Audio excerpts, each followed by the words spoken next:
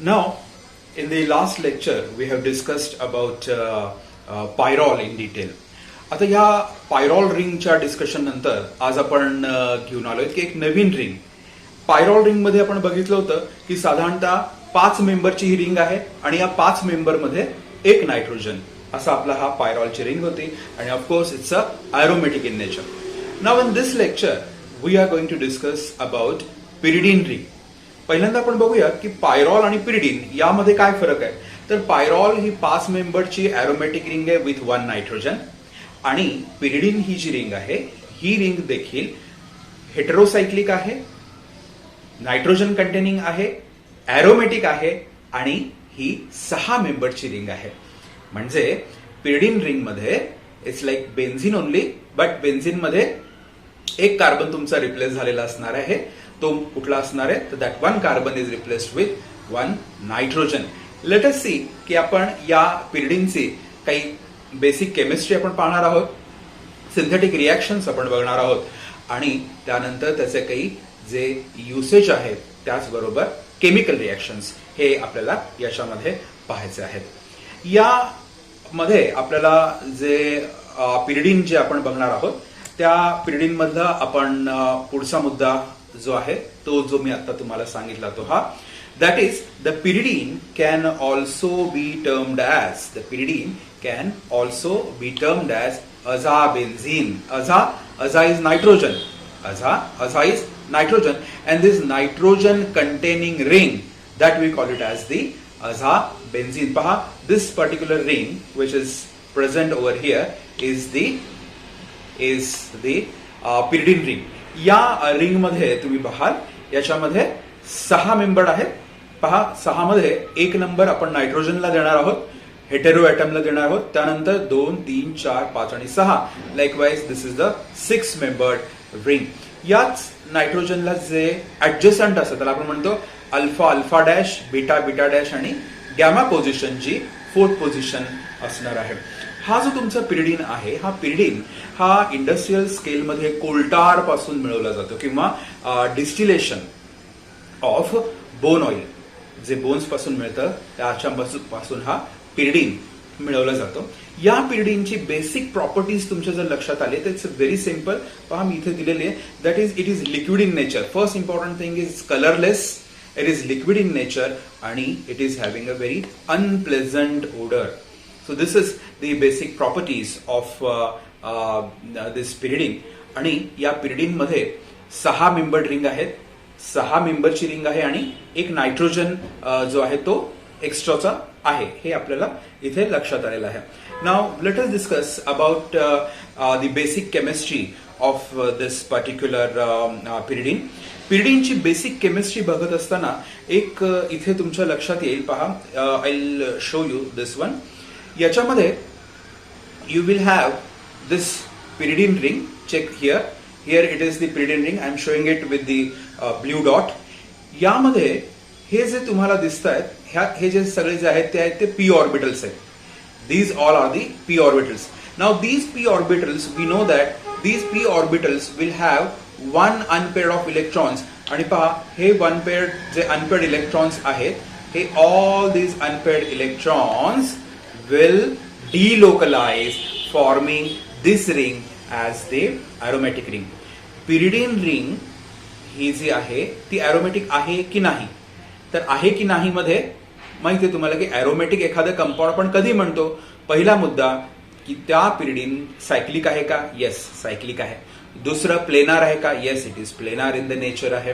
त्यानंतर सेक्स्टेट त्याचं झालेलं आहे का, 6 इलेक्ट्रॉन्स त्याच्यामध्ये आहेत का, किंवा आपण थोडं पुढे जाऊन बघितलं होतं की जे हकल्स रूल आहे 4n+2, जर n हा इंटिजर आहे, n जर इंटिजर 1 असेल तर 4n+2 म्हणजे किती झाले 6 इलेक्ट्रॉन्स. ते 6 इलेक्ट्रॉन्स आहेत का, so that is the condition. But where in see याच्यामध्ये 1, 2, 3, 4, 5 आणि 6 हे 6 इलेक्ट्रॉन्स आहेत आणि they are delocalise forming the cloud in that one. याचा अर्थ काय की याचा अर्थ त्याच्यामध्ये रेझोनन्स स्टॅबिलिटी आहे. This compound is having the resonance stability. याचा अर्थ काय, ultimately pyridine is the ring which is the aromatic in nature. पहा या पिरिडीन मध्ये पहा ब्ल्यू डॉटने दाखवते nitrogen is having the 2 electrons. This is a lone pair of electrons, nothing to do with bonding. या रिंगमध्ये हे जे 3 बॉन्ड आहेत, या साईडला हा बॉन्ड, तसाच आपण या साईडला बघूया. These are the 2 structures, 2 simplest canonical structures जे आपण बेन्झिनमध्ये बघत होतो, तसंच इथेही आहे. आता याच्यामध्ये हे जे 2 इलेक्ट्रॉन्स आहेत, केअरफुली बघा, हे जे 2 इलेक्ट्रॉन्स आहेत, हे 2 इलेक्ट्रॉन्स हा नायट्रोजन घेईल. These 2 electrons will be taken by the nitrogen as it has been taken by the nitrogen. I'll repeat once again, check this. हे डबल बॉन्ड म्हणजे 2 इलेक्ट्रॉन्स, डबल बॉन्ड म्हणजे 2 इलेक्ट्रॉन्स. आता हे 2 electron हा nitrogen घेईल आणि पहा इथे this nitrogen will acquire negative charge on it and this will have a positive charge out here. एक लक्षात येत असेल की आपण पायरॉल पाहत असताना निगेटिव्ह चार्ज डिलोकलाइज आपण त्याच्यामध्ये बघत होतो आणि दॅट इज अ व्हेरी, हे पायरॉलचे कंपॅरिझन थोडं नंतर बघूयात आपण. But here it is positive, तिथे आपण निगेटिव्ह चार्ज होता, इथे आता पॉझिटिव्ह चार्ज आहे. इलेक्ट्रॉन डेफिशियंट रिंग आहे याचा अर्थ ही. इथे पॉझिटिव्ह चार्ज आलेला आहे.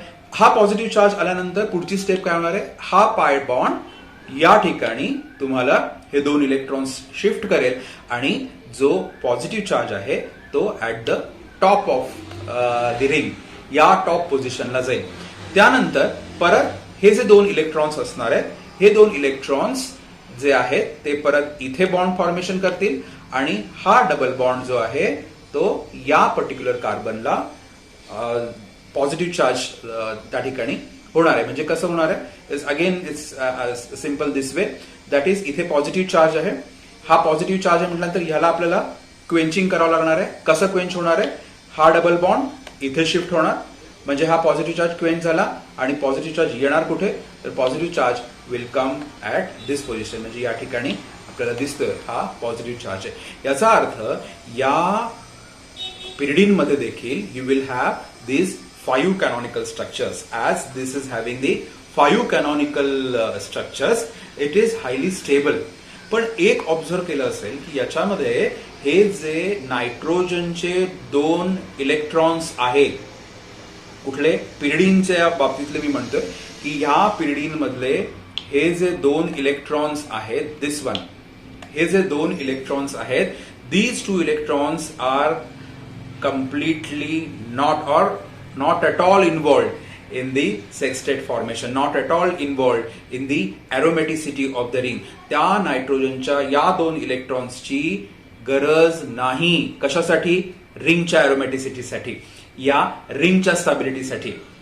याचा अर्थ काय होतो, याचा अर्थ असा निघतो की जर हे 2 इलेक्ट्रॉन्स तुम्हाला आवश्यक नाही, they are perpendicular to the pi electron cloud, to the pi electron cloud, these 2 electrons of nitrogen are perpendicular.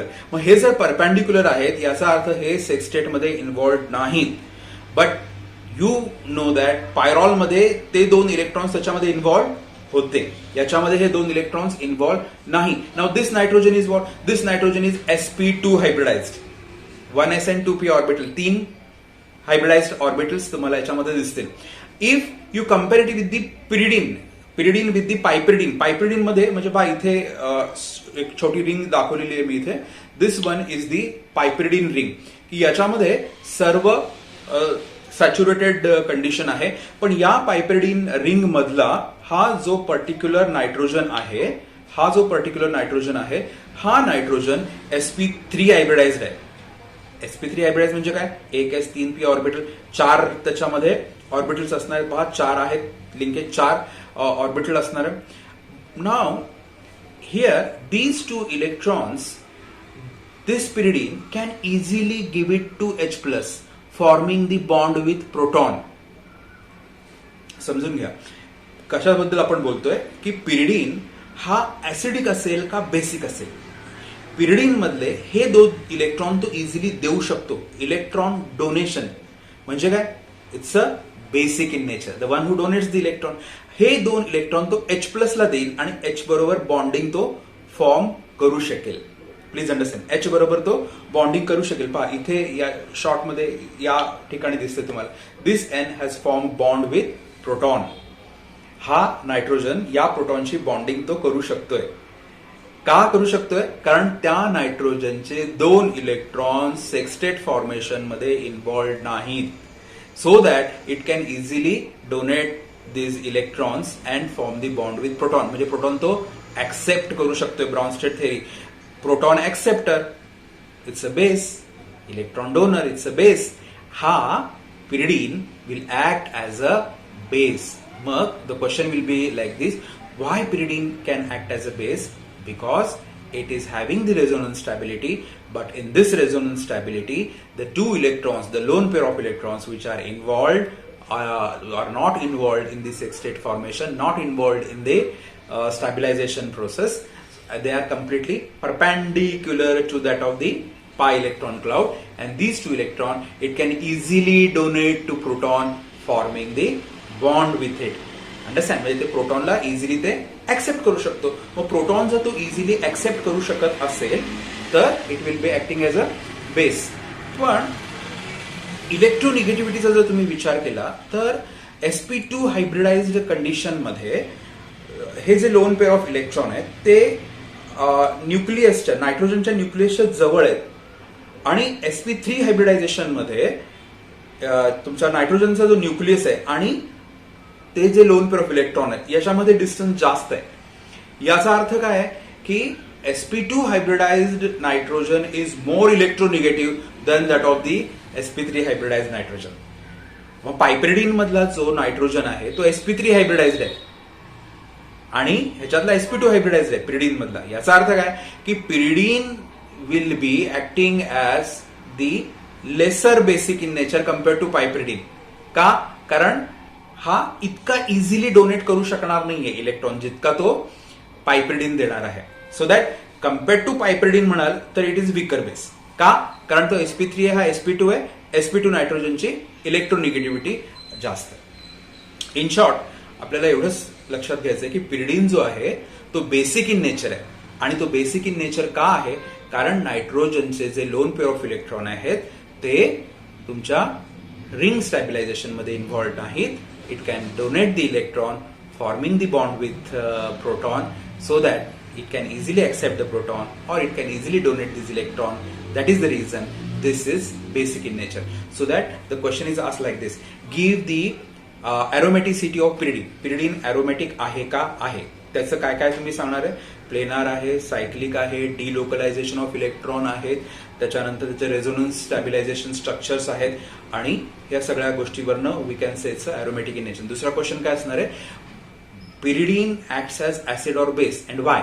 So pyridine act as a base, आणि तो का, त्याचंही रिझन आपण याच्यामध्ये बघितलेलं आहे. नाव एकदा तुमच्या लक्षात आलं की हा पिरिडीन जो आहे this is acting as a base in nature. Check this one. याच्यामध्ये पिरिडीन मध्ये बघितलं आपण जे lone pair of electron sp2 hybridized आहेत, they are not involved in your sextet formation. Understand? So this one, हे जे 2 इलेक्ट्रॉन्स आहेत they are not involved in the sextet formation. पण तुम्ही पायरॉल कंडिशन मध्ये बघाल तर त्याच्यामध्ये हे lone pair of electrons are involved in the your sextet condition. That is the ring stabilization मध्ये, रिंगच्या एरोमॅटिसिटीसाठी 4n+2 रूल फॉलो करण्यासाठी हे 2 इलेक्ट्रॉन्स इन्व्हॉल्ड आहेत. म्हणजे if you compare between the pyridine and pyrrole, pyridine is more basic than pyrrole. Understand? This pyrrole do not easily give this lone pair of electron which are present on the nitrogen. Why? Because त्यांनी जर तसं केलं, हे जे electron जे आहेत ते त्यांनी देऊ केले, त्यावेळेस काय होईल, त्या रिंगची स्टॅबिलिटी जाईल. आणि जर त्या रिंगची स्टॅबिलिटी जाणार असेल तर पहिल्यांदा रिंग काय म्हणेल की first make me stable, thereafter you show your acidic character or basic character. So that if I compare between the pyridine and that of the your pyrrole, it is as clear as this, that is that the pyrrole is lesser basic compared to your pyridine ring. So this is what the important thing. Now we will move after completion of the basic chemistry of pyridine. This is what the synthesis of your pyridine. For synthesis of the pyridine काय लागतंय, synthesis पिरिडीनच्या synthesis मध्ये काय लागतं, check दिस compound. हा 2 molecules आपण वापरलेत. काय आहे हा? So this is ester this one is ester, COO is your ester. Ester मध्ये हा अल्फा आहे, this is alpha carbon, this is beta carbon. Beta keto, C double bond, beta keto esters. दोन molecule beta keto ईस्टर्सचे, एक aldehyde आणि एक महत्वाचा लागणारा that is your NH3. That is important, your NH3 that is ammonia. या गोष्टी आपल्याकडे असल्या की there will be the loss of 3 water molecule, सायकलायझेशन होईल. 1,4 डायहायड्रोपिरिडीन, 1,4 डायहायड्रोपिरिडीन. आता हे डायहायड्रो काढायचे, कसे काढणार आहे? नायट्रिक ऍसिड ऑक्सिडेशन करा and you will get this compound. And once you get this compound, त्यानंतर हे जे ईस्टर मॉलिक्यूल आहे, हे ईस्टर मॉलिक्यूल पण आपण नंतर क्लीव्ड ऑफ करणार आहे कॅल्शियम ऑक्साईड बरोबर. And you will get the final compound as substituted pyridine ring. आणि ही जी रिॲक्शन आहे, या रिॲक्शनला म्हणतात Hantzsch synthesis of pyridine. Many a time this question has been asked. That is the synthesis of pyridine takes place by which type of reaction? That is the Hans synthesis. आणि हे Hans synthesis मध्ये काय आहे? तर beta कीटोइस्टर्स, एक aldehyde आणि एक ammonia याची रिॲक्शन आपण करणार आहोत. सायक्लायझेशन होईल, नायट्रिक ऍसिड बरोबर ऑक्सिडेशन करू आणि नंतर कॅल्शियम ऑक्साईड यूज करून हे जे ईस्टर्स त्याला अटॅच आहेत, ते ईस्टर्स आपण जर रिमूव्ह केले तर you are going to get the substituted pyridine. आणखीन काही 2 मेथड आहेत की ज्या मेथड्सनी आपण हे मिळवू शकतो. And the one method is from acrolein. One method is that of the acrolein. आता या ॲक्रोलीन कंडिशन मध्ये बघा, what is acrolein? First is what is acrolein? It's a aldehyde. Acrolein is aldehyde which is attach to the CH2 double bond CH. Understand? So this acrolein जे आहे, हे ॲक्रोलीन तुमचं जे आहे ते अमोनिया बरोबर आपण हिट केलं, you will gate 3 methyl pyridine. This compound 3 methyl pyridine आणि पोटॅशियम क्रोमेट बरोबर ऑक्सिडेशन करून you will gate 3 pyridine carboxylic acid. कुठं फरक होतोय? इथे CH3 ग्रुप आहे आणि हा CH3 ग्रुप आपण पोटॅशियम क्रोमेट बरोबर ऑक्सिडेशन करून ऍसिड मॉलिक्यूल मिळवला आणि कॅल्शियम ऑक्साईड बरोबर हा COO क्लीव्ह केला, तर you will get the pyridine molecule. This is one type of reaction. आणि इंडस्ट्रियली जे सिंथेसिस केलं जातं त्याच्यामध्ये हे ऍसिटायलिनचे 2 मॉलिक्यूल आणि ammonia and this one that is the formaldehyde dimethyl acetal compound. हे 500 डिग्री सेंटीग्रेडला in the presence of alumina, if you are heating it, you will get directly pyridine. This is the way you will get this pyridine. So Hantzsch method घ्या किंवा acrolein method घ्या किंवा ही industrial method from the direct acetylene. So these are the 3 methods by which you can synthesize this pyridine. नाव pyridine मध्ये electrophilic substitution reactions होतील का nucleophilic substitution reaction होतील? आणि जर इलेक्ट्रोफिलिक सबस्टिट्यूशन जर रिॲक्शन आपण धरल्या, इलेक्ट्रोफाईलचा अटॅक जर आपण बघितला, तर याच्यामध्ये बघा, you will see this one. Now in this one हा जो पिरिडीन आहे आणि हा जो Y या ठिकाणी आपण इथे मेन्शन केलेला आहे, this Y is your electrophile, electron loving group. NO2 घ्या, तुमचा सल्फोनिल ग्रुप घ्या, युअर हॅलोजन्स घ्या, all these are the electron loving group. नाव ह्याचा जर attack second position, this is second position, पहा, this is second, this is third, this is fourth. Understand? So second पोझिशनला attack झाल्यानंतर 3 canonical structures बनतात. Please understand. Second पोझिशनला हा Y आला, हा Y सेकंड पोझिशनला आल्यानंतर याला पॉझिटिव्ह इथे चार्ज झाला आणि हा पॉझिटिव्ह चार्ज पुढच्या स्ट्रक्चरमध्ये बघा इथे गेला आणि नंतर तो नेक्स्ट कार्बनला गेला आणि डबल बॉन्डचं शिफ्टिंग होत राहिलेलं आहे.